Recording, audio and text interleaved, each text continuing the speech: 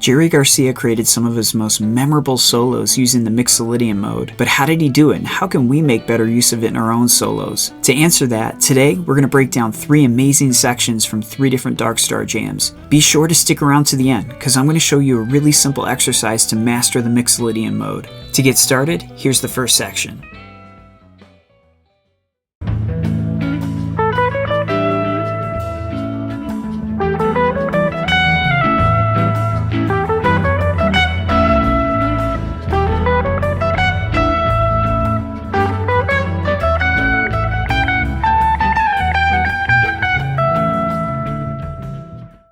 Hey, Chris here. Welcome to the lesson. For this first clip, I'm just going to show you what Jerry's doing in this particular section of the jam, and then we'll see if we can extract a few ideas that you can take and run with for your own playing, and then we'll get to a couple other examples as well. So first things first, he's going to start in this kind of like 12th fret of, it almost looks like the E minor pentatonic, and more on that in a second. I'm going to share some little tips and tricks you can do. This is like an A Mixolydian kind of sound. The mode is definitely Mixolydian based. And here we go. Now, one of the things I wanted to share about this one, or the reason I wanted to share it, was because you can clearly hear, and this will be a theme that we hear in all these examples, he's using a really simple, short melodic theme that he uses as a motif, and then he'll kind of embellish around that. So even the first one, it was a little more sparse than the other ones. And then he adds a little bit. And then he happens to spice it up a little bit with his kind of signature pull-off move. Then the next one is another variation of that. So we have this additional note, and he simplifies it a little bit. I like that he then repeats that again, and then the next one, now this one he really changes up. It's like a contrasting answer to the musical question that's been set up with those first few phrases.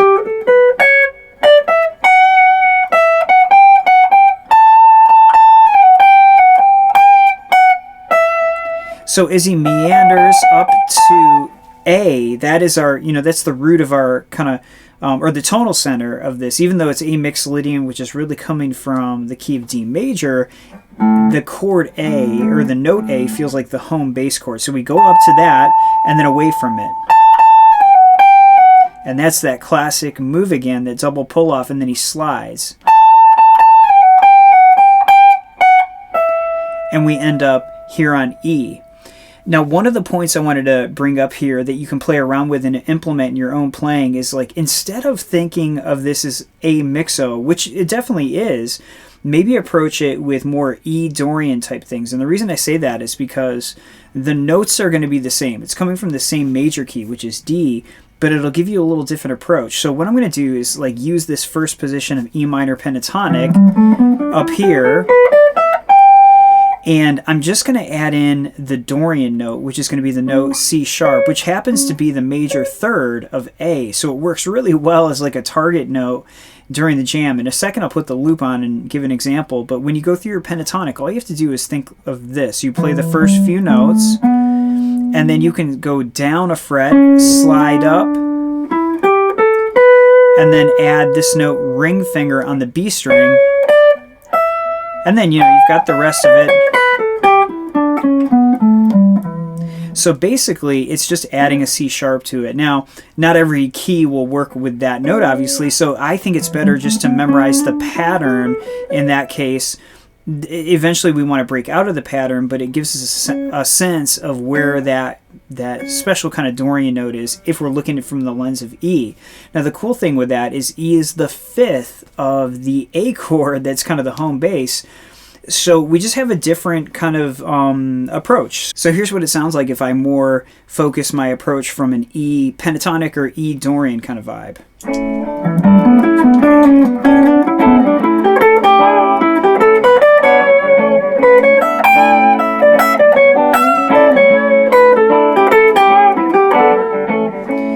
Now the key to that is we're juggling a couple things. So even though I'm using that pentatonic or Dorian kind of position, I'm still aware of where the notes A and C sharp are. And that's because the root and the third are going to be, in a lot of ways, your strongest kind of landing points for your phrases. So you may have noticed a lot of times I was going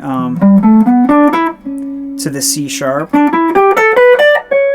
to the C sharp. Now, going to the E is cool, but the E almost feels incomplete. So if I put the jam back on, it definitely, it's a chord tone and it works, but it almost feels like a placeholder. And then if I go, it kind of lands the plane a little more completely.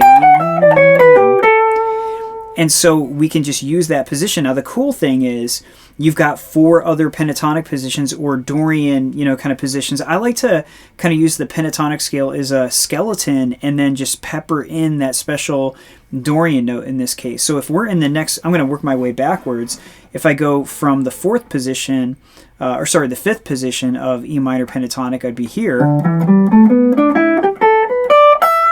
And then if I throw in a C sharp, I've got one here on 11 of D and then 9 of E. So then you've got stuff like this.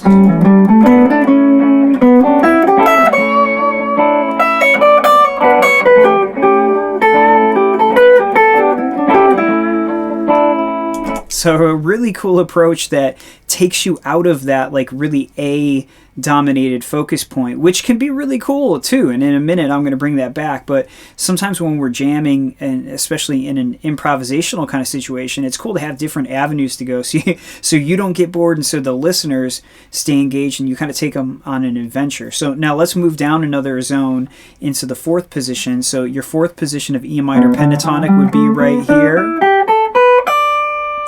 Okay, now you've got a C sharp here, and you've got one here. Now you just would have to kind of scoot, you'd have to scoot down a little bit in the on the G string to get that one. So you could have stuff like.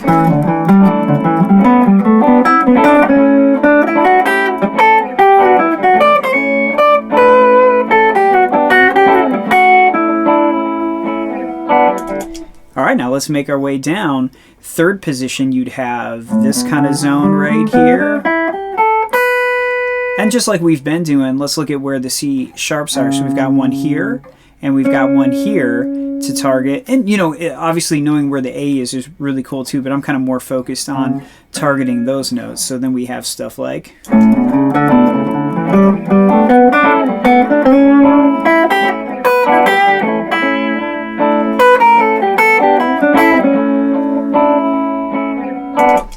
Now let's make our way down one more position, because I started with 1. I went 1st position, 5th, 4th, 3rd. Now we're on the 2nd one.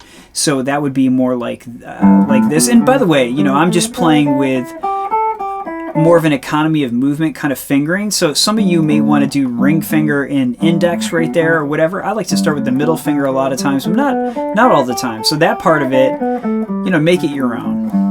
But again, let's target those C sharps here. So we've got one here, and we've got one right here. So then you could have stuff like.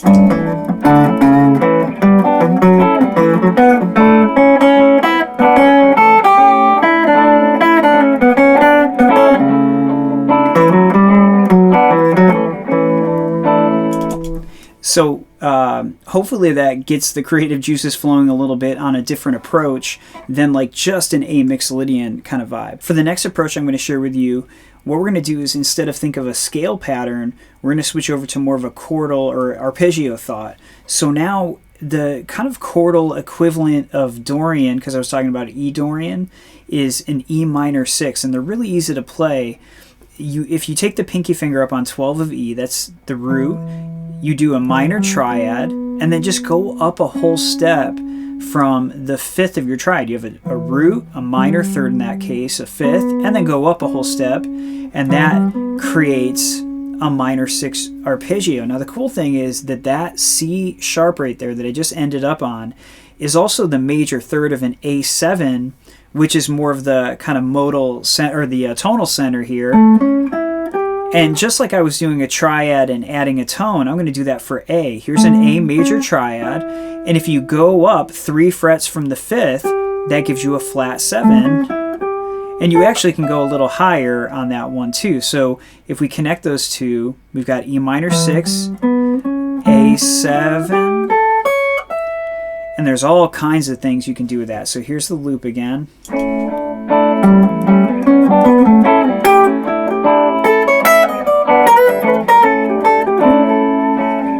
So then what I did was I took it up, you know, kind of did a little meandering thing, then went back to like a pentatonic, and then to a little, this is a third and a root dyad, so if you can picture that shape again, I'm just grabbing that little piece of it. Those are little things that tons of guitarists, definitely Jerry, put in their playing all the time. Now that's just one position of it. There are all kinds of zones you could do that. Like we could be up here. In fact, that might be easier to play with the middle finger, but instead of going, do it like that. So root, minor, third, fifth, and then we go up to that sixth, and then your A7 would be in this form. So you could play around with stuff like.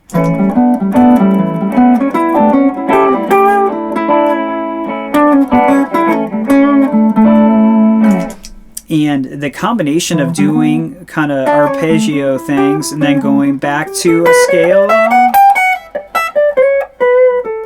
can be a really great way to keep the creative juices flowing. So I'm just kind of planting the seed with that. You could also do it with your index finger and go like that, and you know, then you can slide up and have your A7 like that. So they're all over the fretboard. Those chord forms exist. Like if we move down here, then our E minor 6 could be there, our A7 could be there. So part of the legwork is just mapping out forms that you enjoy playing, and I encourage you to find all kinds of different ways to do stuff. Like here again is an E minor 6, and then again an A7. You've got an E minor 6 here, which actually sounds like the fish song It's Ice.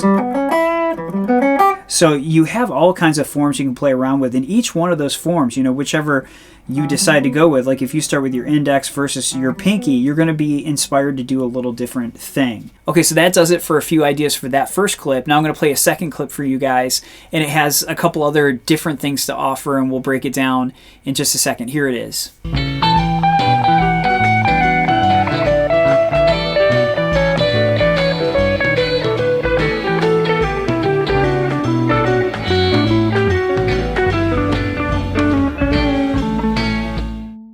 So like the last example, Jerry's going to create this motif and kind of keep building on it, but instead of it being like a scale motif that he embellishes upon, this time it's a rhythmic motif. So I'll explain as I go. We're going to start on the 17th fret of high E.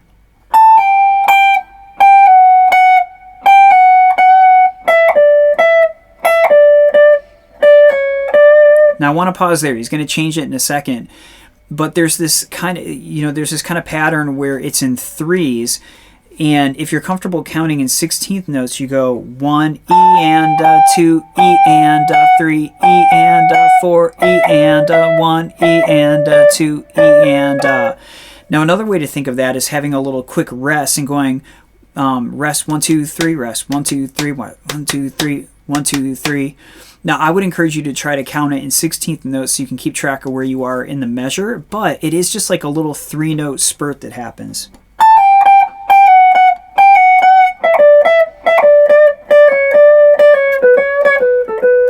Now, after that, I'm going to pick up on 15 of B. He's going to switch it up then and go.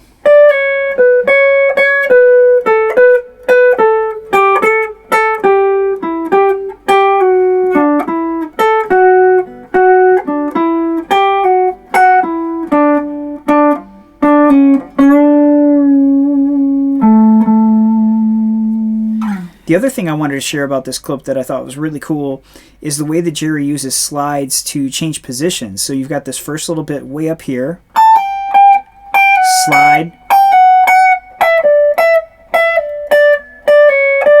now,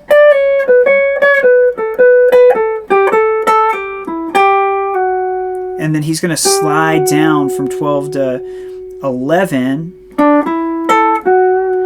And, you know, all throughout there are these little moves happening to slide down into different positions, which can be a really useful thing. You know, if you're up here, no matter which way you're going, if you're thinking of like Mixolydian as a scale, and then you use your index as the bottom note of that kind of pattern to slide down to another position, you know, maybe more into that pentatonic position I was talking about, it can be a really effective way to flow. And really that's what we're after a lot of times in jams, is just keeping things flowing, keeping them interesting. So just the simplest thing of just sliding. So maybe, you know, pick a spot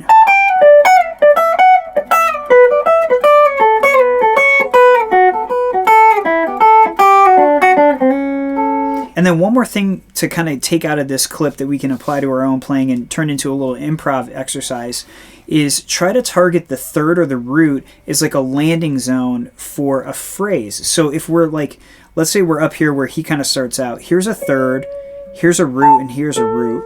And so put your, you know, if you have a loop on or if you're playing to a track with this one, try landing on one of those notes. And what I mean by one is the downbeat of the measure.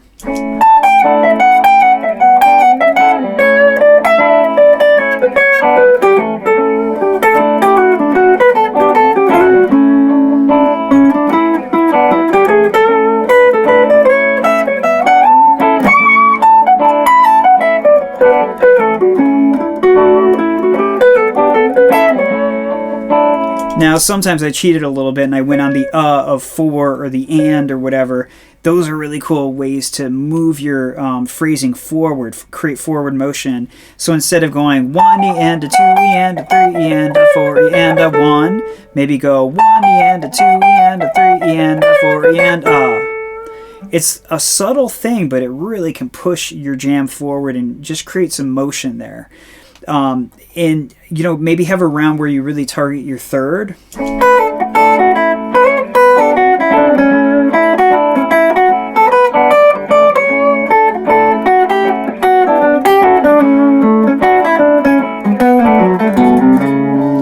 So each one of those I was targeting the major third, and then have one where you just target the root. Maybe something like...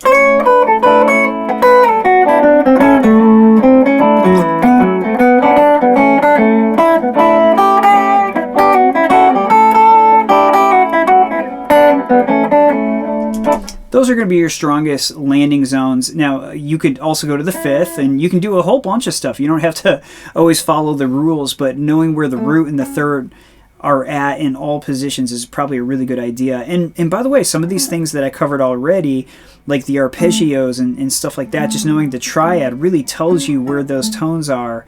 If you can just orient yourself around chord shapes, it really helps. Okay, I'm going to share one more clip for now, and then we'll have 3 more takeaways with that one. This one's really cool, so here it is.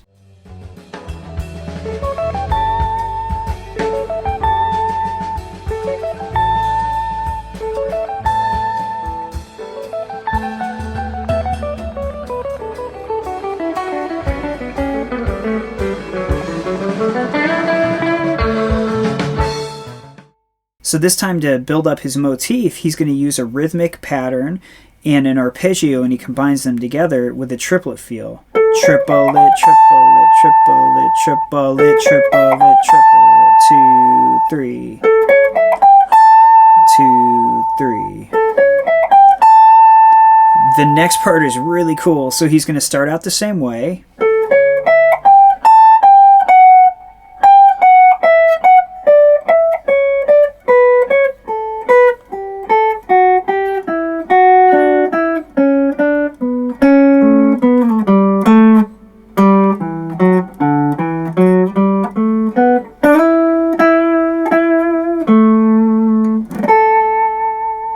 So what Jerry's doing there is he's, after this arpeggio,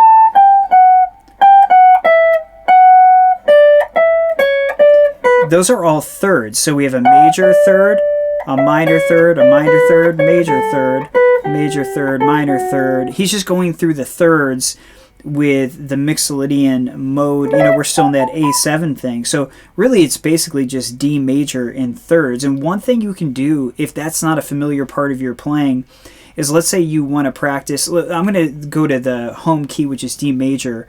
You know, here's a D right here. Use that as a home bass, and then just practice doing the key in thirds. And so think of the diatonic chords in a key. So it goes major, minor, minor, major, major, minor, diminished, and then you're back to major. Now, if we're playing thirds, the diminished one is really just a minor third, because a diminished triad is 2 minor thirds. So at any rate, we're going to go like this. Major, that's a major third, and then a minor third, another minor third, a major third, a major third, a minor third. Here's the diminished one that for now will only be a minor third, and then major again. And you could take it up another octave and then make your way back down, which is kind of more what Jerry is doing in this case. But that's a really good practice. Now, I always like to practice those not only in Ionian, which is what I just did, which is just the major scale, but also do them in Lydian and Mixolydian. So in this case, if we're doing A Mixolydian, you do all the same kind of stuff, but you would start on an A and you would flatten the seventh. So here's a major, minor, minor, major, minor, minor, major, major. So it's all the same stuff, just starting in a different spot. And those things are really fun to throw in your improv as well, and that's something he's definitely utilizing here. Now I want to leave you with one more exercise that'll really strengthen all this stuff, especially if you want to get better at, like, say, Mixolydian.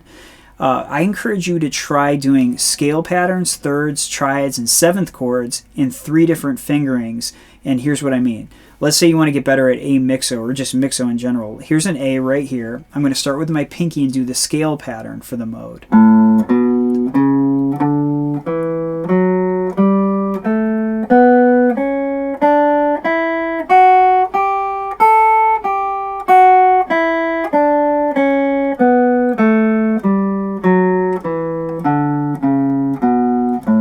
Then I do it with the middle finger.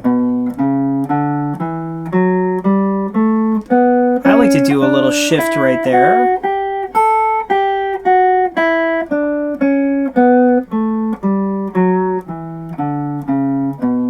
And then practice it with your index. You can even practice economy picking, where you go down, up, down, down, up, down, down, up, down, down, up, down, down, up, down. Just kind of rotate your wrist and you can practice economy picking the other way. Up, down, up, down, up, down, up, down, up, down, up. So that way you've expanded your range from like the 2nd fret all the way up to like the 10th fret. And that's almost the entire fretboard. I mean, there's a little gray area that you can fill in, but then you would go through that process again with thirds.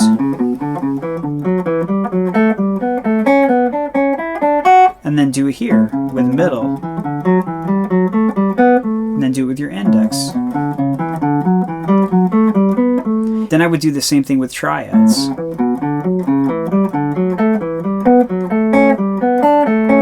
And then go backwards and then do it with your middle finger.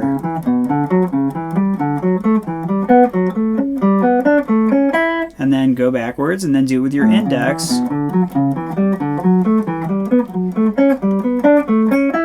And then finally try doing it with 7th chords.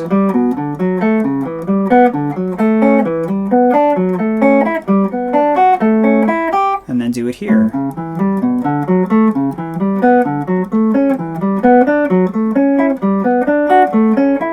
And then do it here.